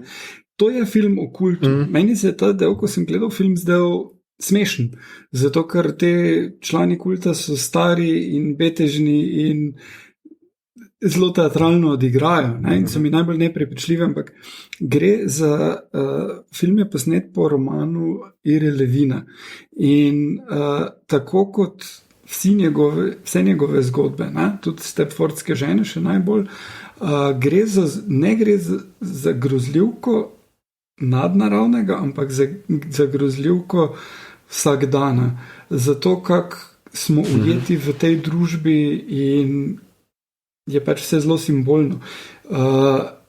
Rosemary ni glavna zgodba filma, da jo ujame satanistični kult, ki hoče, da ona rodi antikrista, ampak je zgodba, da Rosemary je ujeta v zakon, kjer je prisiljena rojevati, ker jo mož v to sili, da nima možnosti svoje usode kovati. In iz tega jo celotna družba, celotna okolica jo sili v to vlogo žene in matere in to. In isto je pri Stepfordskih ženah zelo podobna zgodba. In Ira Levin je bil res fenomenalen pisatelj, ki je znal znotraj žanrskih del ta sporočila zelo dobro prenesti. In priporočam v bistvu tudi druge stvari, ki jih je napisal. Tudi Stepfordske žene, obe verziji, ta druga je zelo smešna, ampak še vedno ima sporočilo. Nicole Kidman tudi igra, pa Boys from Brazil, ki je tudi zelo briljantna zgodba o poskusih kloniranja. Kaj pa kakšna zgodba, knjiga ali pa film o pozitivnem kultu? Ker kult sam per se ni negativen, ne? Kao negativno, kar počne. Naprimer, imaš pa lahko pozitivno varianto. Ne vem, ima ta kakšno idejo? Ja, v bistvu pozitiven kult je tele anonimni alkoholiki. Okay. Mislim, tako če pogledaš, lahko na to gledaš kot na kult. Tudi je dost versko pogosto obarvano, ampak oni se tam dobivajo in častijo nepitje. In dobijo nagrade, tiste neke žetone za določene dneve in to vse. In ima pozitiven vpliv na družbo. Cool. Kaj pa Amiši? Vsak film o Amišu je nekako tak pozitivca, ni? To je zato, ker jih hočemo tako gledati. Ne? Pa ni čist res, ne? Obstaja zelo cool serija, kateri so tudi Amiši notka, že se ne spomnim naslova, na HBO je tudi bila, kjer so Amiši drug dealeri in oni pač uporabljajo to družbo zato, da so skriti pred tem, kaj drugače delajo in so zelo nevarni in morilci in tak dalje, ne? Zdaj, gledaj, dejansko so toliko zaprta in relativno dolgočasna sekta z te naše perspektive. Čakaj, kaj pa narobe, kaj pa tako dolgočasnega pri delanju sirotke, no, da levate, prosim.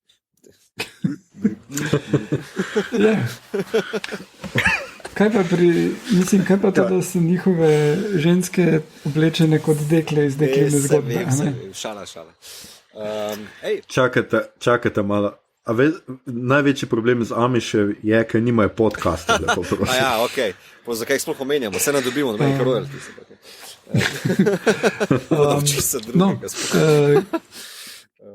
Kaj pa? Evo, ena ideja. A bi lahko Truman Show gledal kot zgodbo o pozitivnem kultu?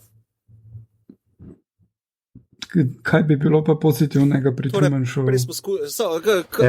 In kultne. Dajmo to malo razviti, mogoče. To sem se zdaj spomnil. Ajde, da vidimo, kako bi šlo skozi. Prej smo nekako probali definirati, kaj kult je na začetku naše epizode. Torej, nucaš vernike, nucaš vodja, pa mogoče še celo nekega nadvodja, kot v The Master je žena, ne, tudi nadvodja. In se mi zdi, da v Truman Showu to pride skupaj. Pač imaš full folka, ki gleda redno, skoraj religiozno vsak dan njegov šov, non-stop se predvaja, obešeni so na vsako njegovo besedo. Trumana pa dejansko lahko opazujemo, kako pride do razsvetljenja in se rešijo okol kulta. Ne vem, a bi to može da prođe? Zanimivo pogled na to, ja. To je zelo metaforično. Sem se rekel, če zatisnemo en učaj. Če še Kimi omenim, to je zelo zanimiva, zato ker je zgodba o ženskah, ki jih rešijo iz kulta. In one so bile zaprte od 90-ih. Ta Kimi je bila najstnica, ki jo je en tip z avtom pobral in jo zaprl kult. In potem, ko pride ven, se odloči, da bo šla živeti v New York. In potem je pač osnova serija komedija, je pač ta njen culture shock, ker je vse toliko drugače. In potem ona najprej represira te spomine na kult, pa potem pridejo skozi in jih uspe serija na zelo cool način, brez da bi se norčevala iz tega, pač nekako analizirati in sprocesirati. Je pa ta cel kult vseeno full smešen, ker pač je to en tip, ki je ugrabil te 4 ali 5 žensk in jim je razložil, da je zunaj konec sveta in da ne smejo ven. Ne? In ko ga vidiš v njenih flashbackih, je pač cel kosmat in čupav in taki, ne, pač Mansonovski, samo res zanikrn. Pa tudi se obnaša zelo assholovsko. Pa na koncu prve sezone pa je sojenje, ne? Pa pride on na sojenje in je zrihtan. In ga igra John Hamm. In je pol cool. In pol proba on splirati, gled, jaz sem tako cool, zakaj bi jaz moral ugrabiti te ženske in to celo sceno, ne? Zelo dosta takih brihtnih jokov je not. Tako da, ja. Ful dober humor, ful zanimivo, kako komentira sodobno družbo skozi to, pa zelo vredo odigrano. tako zelo ene take kultne momente, kultne like ima noter, ki se splača pogledati. Polurna serija, mislim, da je 4 sezone. Pa vse so dobre. Ja. Jaz bi omenil še na hitro enega, ki je bil na vrhu vseh teh lestvic o kultnih filmih zadnja leta, naslov je The Endless. In dejansko bom nem spoilal, ampak ni čist prav kult scena, je pa zanimivo narejen, zelo low budget indie film o 2 bratih, ki sta pobegla iz kulta, ko sta bila froca, zdaj pa 10 let kasneje sta pač ful nezadovoljna z lifeom, pa greta nazaj pogledati, kak je tam. In je weird. Sci-fi film je. Bolj sci-fi kot horror pa to. In Arlington Road, ki se pa nanaša na našo osnovno temo, ker gre za politiko.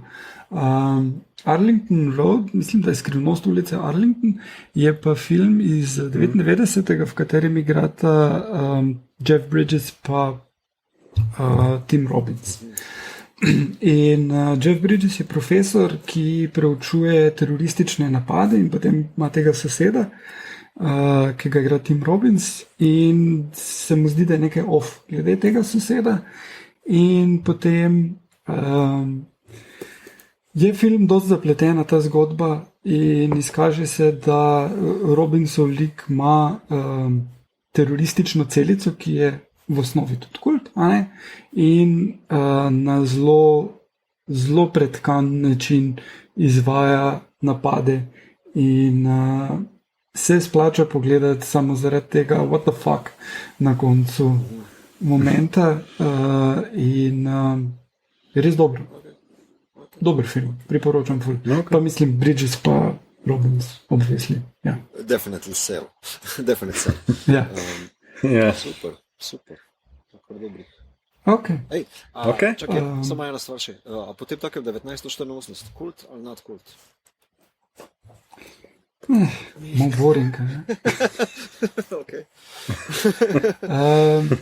Mislim, to je že totalitarni režim, temu ne moreš pol več reči kult, ne? To je že mainstream. Ne, to je kult, ki ima uspeh. Ja. Dobesedno. Ja. Ok, no dobro, vse samo tak hiter take, no. Evo, ajde. Skratka, to je bilo to o kultih.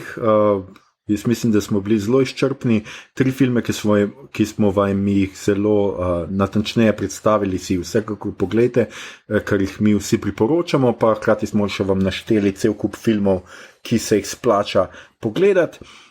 In smo že pri naši najljubši rubriki, posebej v izolaciji, kjer ogromno pogledamo, poslušamo in preberemo. To je rubrika, kaj ste gledali, poslušali, nekaj ste gledali, prebrali, poslušali. In tako kot vedno ima tle,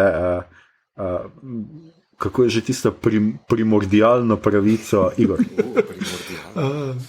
Primordialno. Ne, se ni primordialna, primarna, nekaj, ta Prima pravica noctis. grofa do... Prima noctis. Ja, prima noctis, to sem mislil. Torej, ja, jaz sem dokončal dokončal sem knjigo Budapest Noir, pač v teh časih se pripravljamo na mađarsko sprejemanje mađarske kulture. Hecam se, v bistvu jaz sem zvedel za knjigo, ki sem prevajalca spoznal, ki je šla takrat kot Dune, in gre za zelo dober prevod knjige Ištvana Kondorja, prvo v seriji, ne vem, 5 ali nekaj takega, žal je edina v slovenščini, tako da če ne znate mađarsko, ostane pri tem. Gre se pa za zgodbo, postavljeno v Budimpeštu leta 30, začetku 30-ih, sredi 30-ih. Skratka, pripravlja se vse skupaj na nacizem že, celotno dogajanje, in glavni junak je novinar časopisa, ki se mu reče Večer, tako da to se meni ni bilo tako težko poistovetiti, ker jaz sem tudi pre Večeru začel svojo kariero. Ja, ne, tem istem, ampak ja. Ki pač črnokroniko piše, kar sem tudi jaz. Skratka, pol pa se pač podobnosti končajo. Najde v pisarni, se znajde v pisarni načelnika policije in ugotovi, da je en predal odklenjen in pošpega in vidi not golo sliko enega dekleta in še isto noč ga pokličajo, da je bil umor. In umor je bil točno tega dekleta in pol on začne raziskovati, kaj je. Policija vse skupaj se pretvarja, samo neka prostitutka je bila judovska, on pa pač vrta in pol ga pretepe in vrta dalje. In na koncu nimaš prav zares ideje, kako se bo končalo, dokler ni tako ono bum, bum, bum in si čist šoku, kaj ta lik je naredil to in potem, ko malo razmišljaš o njemu, temu glavnemu enako ugotoviš, da to, kako on zaključi celo zgodbo, je povsem konsistentno z njim in da je one badass motherfucker, ne glede na to, kar vse si v bistvu prebral. Zelo, zelo impresivno. Kar pa je malo problematično pri tem, pa je, da pisatelj te res skuša potopiti v Budimpešto sredi 1930-ih in on, ko potuje od ene ulice do druge ulice, so ti vse ulice in potem je šel s tramvajo po tej ulici in zavel po tej ulici in tak dalje. Vsa ta imena madžarskih ulic, ki so dan danes zagotovo spremenjena, ki tak res nič ne povejo, zasedajo veliko prostora. Ampak ti pa vseeno res dajo ta avtentičen občutek Budimpešte, enega tega mesta, ki je hkrati metropola pa kmetija. Kar vsi, ki živimo v Ljubljani, imamo tudi danes eno to sporednice, sploh nimamo tramvajev, ki jih imamo. Je pa zelo zanimivo tudi iz tega zgodovinskega momenta in kulturnega, podobno kot serija Babylon Berlin. Vidiš razvrat mesta in vse, kaj se dogaja in kako nacizem začenja vplivati na to. Recimo vmes ima eno, da v časopisih objavljajo uspešni judovski trgovci, ki pač si lahko to privoščijo, da so si spremenili ime iz, ne vem, karkoli judovskega v nekaj povsem madžarskega in zdaj bojo in so prevzeli kristjansko vero in se ne grejo več tega, da so judi. In ful tega je noter, ulice se preimenujejo, trg Adolfa Hitlerja imajo. In hkrati tudi to, da ta glavni junak preko pogovorov z drugimi vidi, kako oni to sprejemajo, da je pa vsaj so stvari malo bolj pod kontrolo, tudi če pač se zdaj tu reče Hitlerjeva ulica in tudi če smo zdaj tako rekoč furamo že fašizem in tudi če pač moramo Žide nagnati, kdo jih pa tej sploh mara.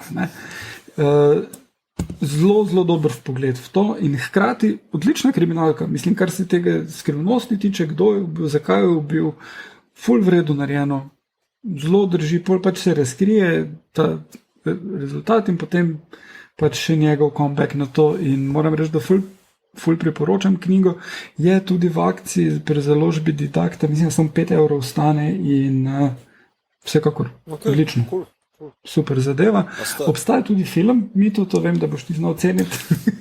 Jaz ga še nisem uspel pogledati, film je iz 2017 in ga imam v planu pogledati, bom naslednji teden poročal, kak je. Ja, razen če te prehitim. No, super.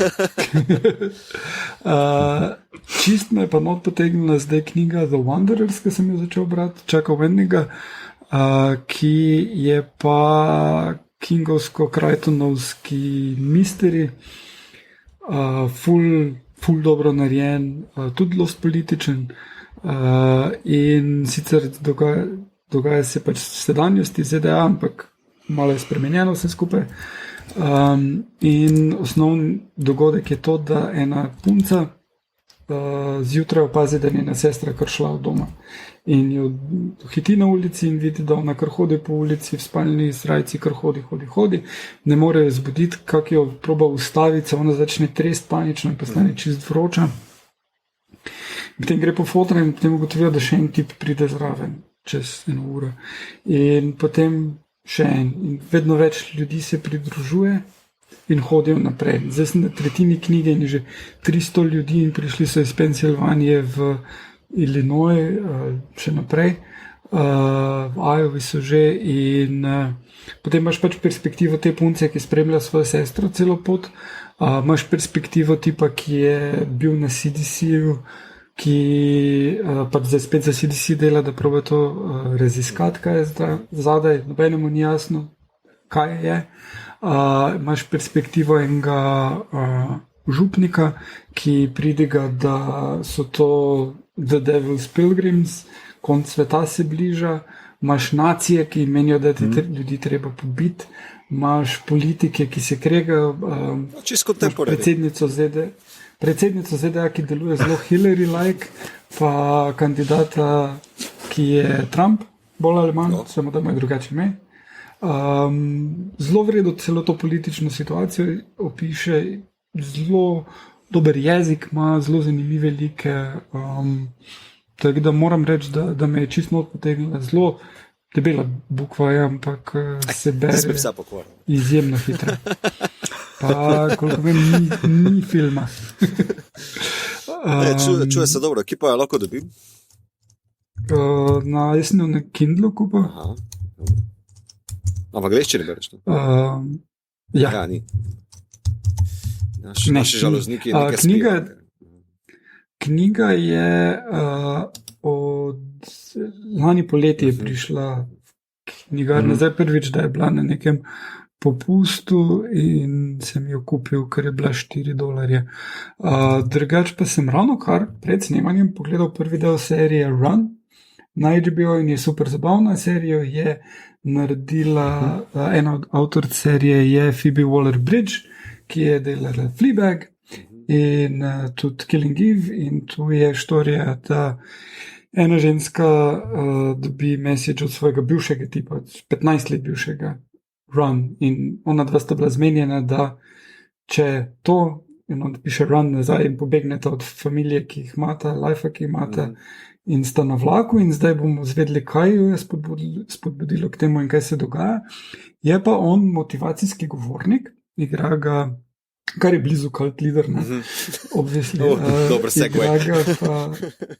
Igra ga pa Domhnall Gleeson in je super.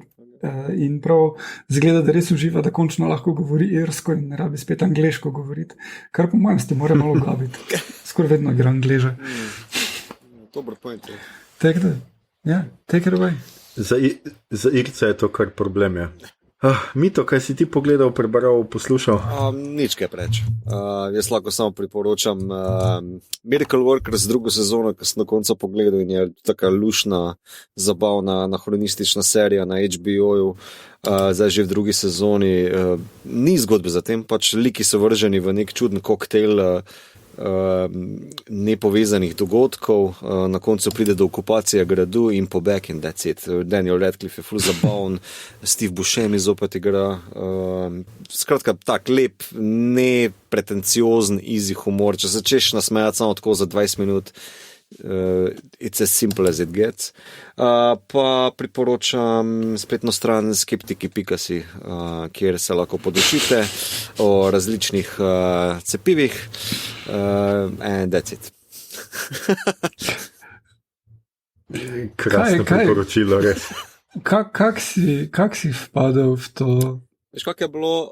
Ne bom z imeni začel, ampak pač par folka se v mojem Facebook balončku pojavilo, ki so v očitno teh časih malo bolj pod pritiskom z določenimi zadevami, da so se začeli potem pojavljati v mojem balončku, ko pa je to, in se pač sem je preveč cajta, pa sem si danes vzel čas za njih in sem z enimi 3-4 naenkrat opravljal, debatiral. Niti ne prepričeval, samo pač sem bil jaz, tisti moj skoliran jaz. Špasno, mislim, marsikomu se zdi tako, makva zapravljati sajt, pa nekaj ljudi, meni ne sploh ni bilo čisto na easy, tako malo piliš svoje logično-argumentativne fakultete, malo jezik, pa nikoli nočem biti nesramen, nikoli nočem biti ad hominem, nočem žaliti, tako da je lepa vaja v tem, kako se učiti argumentativne debate. Priporočam. To pa je zelo, zelo dobro razloženo. In tudi v redu, tako. Dober projekt. Ja, jaz vsakemu priporočam, če imaš nekaj, kar želiš, ne prepričati koga drugega, samo pač vklopi se v debato, pa si pol misliš, ajde, saj je to, če kako že rečejo. Mi smo v demokratični družbi, vsa mnenje štejejo. Ok, daj mi tvoje mnenje, gremo. To je projekt. Ja. Projekti so pomembni. Projekti in hobiji, mi to. To je to. Okay. No, jaz sem pogledal še zadnji del 11. sezone in zadnje sezone, se pravi končni finale Modern Family. Pač serija, ki smo jo spremljali tako, itak Modern Family je zadnjih ne vem koliko sezon pač kar mal padel v kvaliteti, ne? A to na HBO-ju je 11 delov, ne to je konec? Ja, na HBO je zadaj. Ja, se to. Mislim, da je celo sezono zadaj. Aha. Ne, ali celo sezono ali pa pol sezone zadaj HBO. Okay. Zdaj je bilo konec, skratka, tako, no, pač zadnje sezone niso bile več tako dobre, ampak še vedno čisto gledljiva v resnici serija, no, meni se je kar dopadla, no. Potem sem pa pogledal prvo sezono, zdaj do konca, 6 delov sem pogledal, mislim, da v 2 dneh On Becoming a God in Central Florida. Mal je povezana s to našo temo serija. Gre namreč za serijo, v kateri glavno vlogo igra se pravi Kirsten Dunst. In naj bi nekako ta serija v resnici sledila njej na neki poti od pač neki kapitalistični poti v resnici, kako od dna pride do nekega vrha ali nekaj takega. Prva sezona je še kar zabavna, skratka njen mož, pač sta neka revna, na pol white trash familija, njen mož umre, ker je pač tako zaspan, ker cele dneve dela, zato ker ima službo, JOB, in še hkrati po službi dela za FAM, to je Founders American Merchandise, in sicer je taka piramidna schema, prodajajo pa neke kuhinjske pripomočke, v bistvu čistila in tako naprej, in skozi jim težijo, da bojo obogateli, sem naj še malo potrpijo in tako, in skratka on cele dneve dela in se enkrat zapelje v močvirje noter in ga požre krokodil. Aligator, no, da ne bom, na Floridi so aligatorji. Skratka, požre ga aligator. Ja. In skratka, pol ona skuša nekako preživeti, ona dela sicer v nekem tem vodnem parku, ampak ta vodni park je zelo preblizu Disneylanda in skratka ima zelo padec publike in tako naprej. In prvih par delov je zelo, zelo super, res govori tako zelo realistično o neki revščini, dogaja se tam nekje v 90-ih, realistično o neki revščini, v bistvu neki low income family in tako naprej. Pol malo zajadra v neke melodramatične, komične vode in ni več tako dober, ampak še vseeno, jaz mislim, da prva sezona mi je bila zelo zabavna in sem v resnici zelo, zelo hitro pogledal. Je pa ta zanimivo pri tem, ker sta ustvarjalca te serije, ker sta Robert Funky in Matt Lutzky, najprej razmislila, da bi delala serijo o kultu, pa sta se pol odločila, da boste šla na to piramidno schemo, ker je v resnici zelo podobna fora. In stvar je, resnične neke stvari so vzete iz neke podjetja, ki se je imenovalo Amway, in pa Herbalife. Je zelo, to je Kirsten Dunst pri Stevenu Colbertu omenila, da je pač to malo posneto po Herbalifeu. Skratka, kaže pač to strukturo, ki je popolnoma zblojena, nima nobene logike, ful je nekih skrivnosti, kako napreduješ iz enega levela v drugega in tako naprej. In pač skozi kako v resnici te reveže z temi ameriškimi sanjami tok naplahtajo, da so vsi pripričani, da bojo lahko delajo zase, da lahko zapustijo svoje JOB-je in pač grejo in so sami samostojni podjetniki in bojo nekoč milijonarji. Kot je ta nek šef, ki je res napol nek lider kulta, ki snema neke motivacijske kasete, ki so tako brez repa in glave, pač polne teh nekih self-help neumnosti, no, skratka.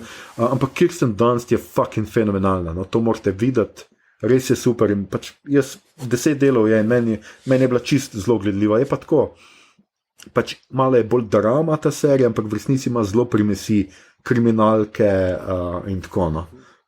Tako da priporočam, no, to sem pogledal, drugače pa še vedno gledam Clone Wars, zdaj sem v 3. sezoni, Star Trek, zdaj bom začel 2. sezono, pa kaj še takega, mislim, da pa Brooklyn. Kak se ti je zdel kaj?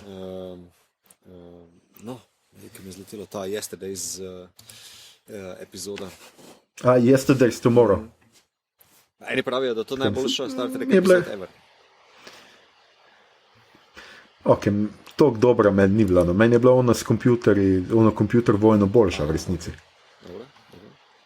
Ta je tako pač nek time travel in... Je tukaj John Collis, ne? Pa ta paradoks time travela, ne? Ja, no, ok. Ampak to smo že videli v resnici, ni tako. Ja, pa ne leta. Skratka, veselim se 2. sezone. Ok, to mogoče res. Veselim se 2. sezone, ki mi jo mi to ni priporočil. Dobro. To je to? Še kdo kaj? Ja, še ena stvar. Nedavno so začeli krožiti govorice, da je Jared Leto, torej nedavni Joker, ima kult, sploh ker ima neke scene z This is not a cult, pa se je izkazalo, da ne, so si cajtniki to zmislili, on nima kulta, on ima ene bizarne scene občasno, ampak tisto, kar bi naj bil kult, kar ima s tem svojim bendom vsake toliko neko varianto za fane, organizira je dejansko glasbeni festival, kjer pride še drugi bendi špilat in ni meni način kult in tako da ja, Jared Leto nima kulta, če ste to nedavno kje brali. Tako dolgočasno. Ja, Ja, jaz sem tudi več pričakoval od Jareda Leta. ja. Nič mu ne rata, še Joker ni več, res, zelo žalostno. Too soon. Ja. Dobro, ok. Ok. Ljudje in ljudine, to je bila že naša 47. epizoda, samo še 3 do 50, oziroma 2, potem pa je 50, če smo natančni. V njej smo se znova javljali iz samoizolacije, tema pa so bili filmi o kultih. Upamo, da smo vas navdušili za to, da si kakšnega pogledate, ne pa da se kakšnemu pridružite. Poslušali ste torej podcast, ki se oglaša na ime Obot, podcast za serije, filme in risanke vseh žanrov, od F do Z, ki ga gosti mreža Aparatus. Z vami smo bili Mito, samo še eno vprašanje, Gerič. No, to je Colombo,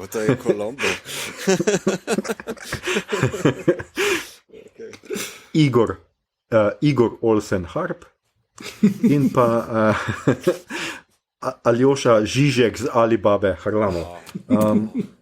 Tole epizodo smo posneli prek Facebook chata od doma. Hvala torej vsem našim bližnjim sosedom, ki smo vas držali po konci z našim blebetanjem, ker ste z nami, pa tudi bližnjim seveda, ker ste z nami gledali omenjene filme.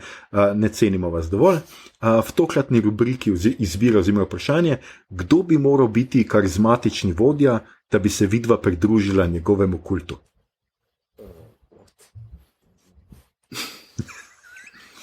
Kateri človek bi vaj lahko prepričal svojo karizmo, da se pridružite kultu? Aha. A mora biti živ, mrtev? Da, lahko je mrtev. Ne, jaz bom rekel Ni več. Napoleon. Kaj ni več? Napoleon. Ja, Napoleon. Tak, majhen. Hočem reči, da če je mrtev, ni več karizmatičen. Topničar, artilerija, pa vrat se po popku šlati. Evo, that's my son.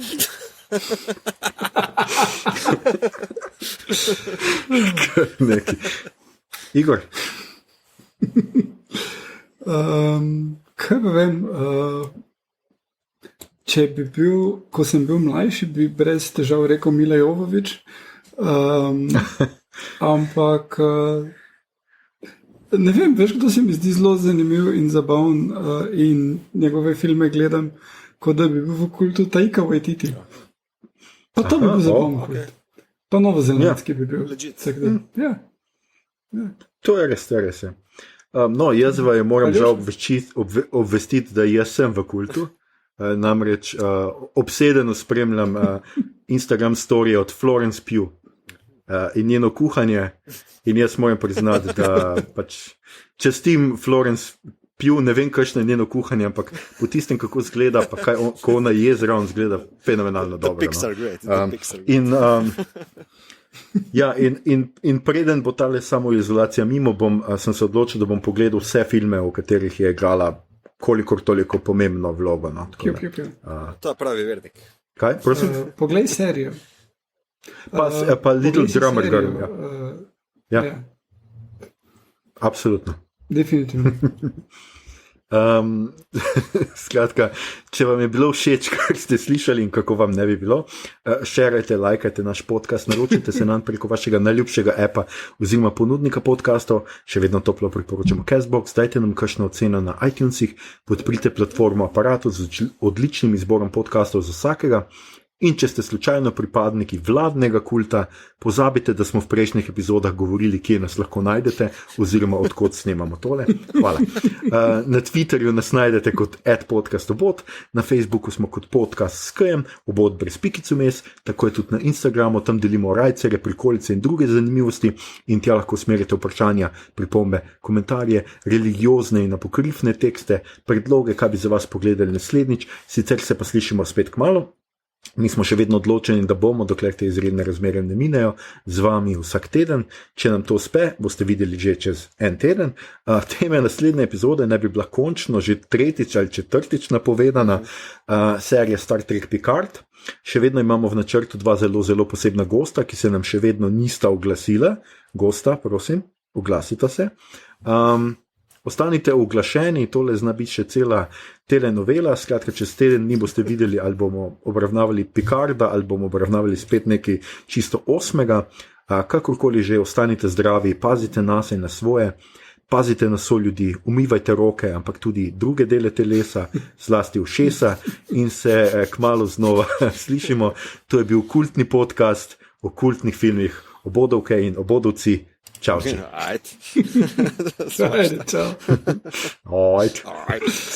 Ne, tole. Be.